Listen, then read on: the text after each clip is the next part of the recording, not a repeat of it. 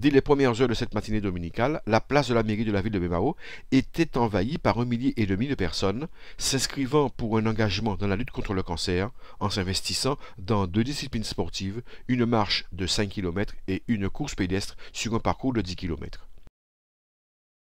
À l'issue de toutes les obligations administratives, la horde était lancée, libérant marcheurs et coureurs à l'assaut de l'activité physique conseillée à fréquence régulière à tout un chacun, même lorsqu'une pathologie tenterait de décourager les plus indécis. En matière de nutrition maintenant, l'INCA, l'Institut national contre le cancer, donc dit qu'il faut faire, en matière de nutrition, il faut inclure l'activité physique. Quand vous parlez par exemple du cancer colorectal, si vous faites un sport et si vous en avez fait un petit peu, vous allez voir, quand vous bougez, eh bien, vous allez à la selle plus facilement. Quand il y a des polypes, il faut les enlever. Et donc, si ça nage dans le caca, excusez-moi l'expression, eh bien, ça peut se développer un cancer. Tous les athlètes du jour étaient soignés et ravitaillés comme il se doit, avec des fruits, des légumes frais et de l'eau pour une bonne réhydratation de l'organisme. Il n'y a rien de nouveau dans ce qu'il faut faire pour le cancer. C'est les mêmes choses qu'on dit pour le diabète, pour les maladies cardiovasculaires. Il faut avoir une vie saine. Il faut manger sainement. Il faut manger des fruits et légumes, 5 fruits et légumes par jour. Il faut faire une activité physique.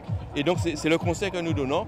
Évidemment, pour le cancer, il y a quelques spécificités telles qu'il ne faut pas s'exposer au soleil. Lorsque vous exposez au soleil, vous pouvez développer un cancer de la peau. Mais vous avez d'autre part des dépistages à faire, je le répète. Lorsqu'il y a des dépistages organisés, le dépistage organisé, c'est pour le cancer du sein et le cancer colorectal. Sinon, il n'y en a pas d'autres. Mais par contre, le dépistage, par exemple du col de l'utérus, eh bien, on le préconise pour les jeunes femmes qui n'ont pas eu de rapport sexuel. Mais il faut qu'ils le fassent.